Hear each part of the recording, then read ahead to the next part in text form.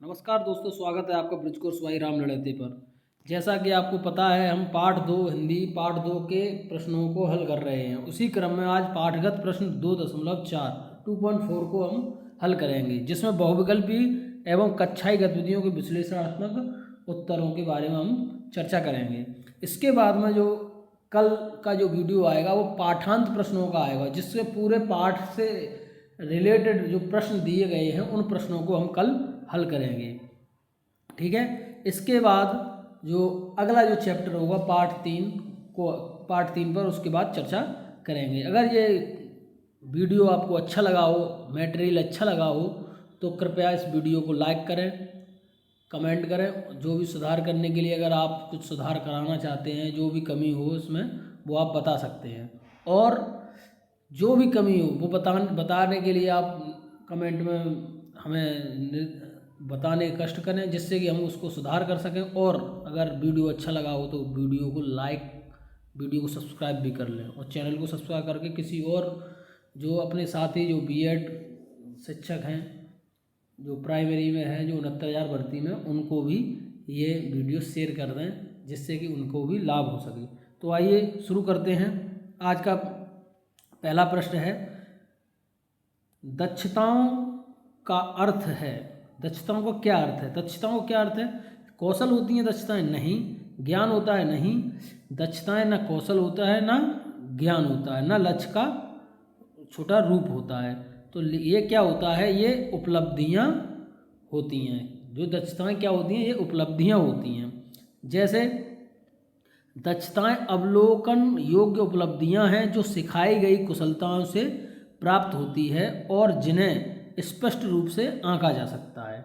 ठीक है, आगे चलते हैं। आगे दूसरा प्रश्न है कि दक्षताओं का आकलन क्या होता है? दक्षताओं का आकलन कैसे करेंगे हम? दक्षताओं का आकलन तो क्या है कि नहीं किया जा सकता दक्षताओं का आकलन, या केवल कक्षा के अंत में होता है, या बहुत जटिल कार्य है? तो इसमें क्या है, किया जा सकता है। दक्षताओं का आकलन क्या कर सकते हैं? हम कर सकते हैं। कैसे कर सकते हैं? दक्षताओं का व्यवस्थित रूप से निरंतर और चरण अंत में अवलोकन योग्य आकलन किया जा सकता है।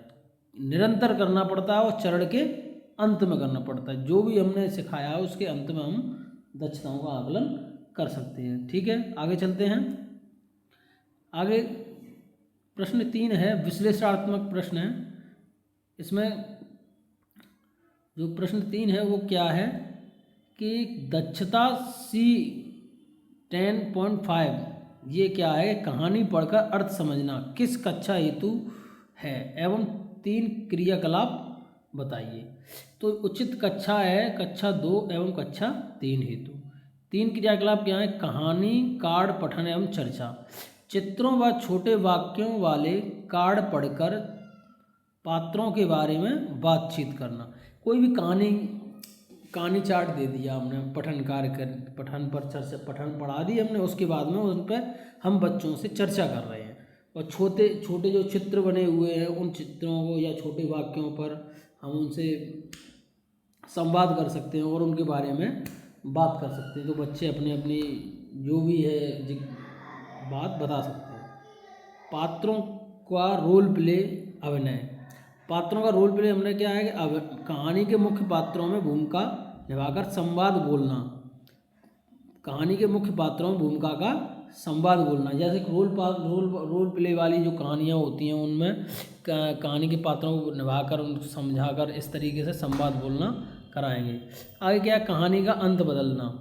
बच्चों की कहानी की स्थिति देकर अपने काल्पनिक अंत बताने के लिखने को कहा। कोई भी कहानी बता दी, उस कहानी को अंत को अपने हिसाब से बनाने के लिए बोल सकते हैं। ठीक है, आगे प्रश्न है। आगे पाठ 4 है, वो प्रश्न 4 है। उस प्रश्न 4 में क्या कहा गया है? प्रश्न 4 में कहा गया है कि अभ्यास छुपन छुपाई कहानी पढ़कर अपनी कहानी लिखें का विश्लेषण। दक्षताओं को गुंजाइश, स्व व्यक्ति का विकास, अनुभव आधारित रचनात्मक लेखन एवं स्वतंत्र अनुच्छेद लेखन है। दक्षताओं की गुंजाइश क्या है? स्व व्यक्ति का विकास, अनुभव आधारित रचनात्मक लेखन है एवं स्वतंत्र स्वतंत्र अनुच्छेद लेखन है। मौखिक भाषा हेतु परिवर्तन, अपने दोस्तों के साथ छुपन छुपाई और कई अन्य खेल खेलते हैं जो मज़ेदार घटना अनुभव को पूरी कक्षा के सामने विस्तार से सुनाइए। तो इस तरीके से हम बच्चों को कहानी पढ़कर अपनी कहानी लिखने का विश्लेषण सुनाने के लिए कह सकते हैं। ठीक है, तो दोस्तों ये था आज का आखिरी प्रश्न और कल हम पाठांत प्रश्नों को लेकर आएंगे जो पूरे पाठ के निचोड़ होगा, जो पूरे पाठ का निचोड़ उन प्रश्नों में होगा। तो आज के लिए इतना ही। अगर वीडियो अच्छा लगे तो लाइक करें, कमेंट करें और चैनल पर नए आए तो उसको सब्सक्राइब करें। Thank you.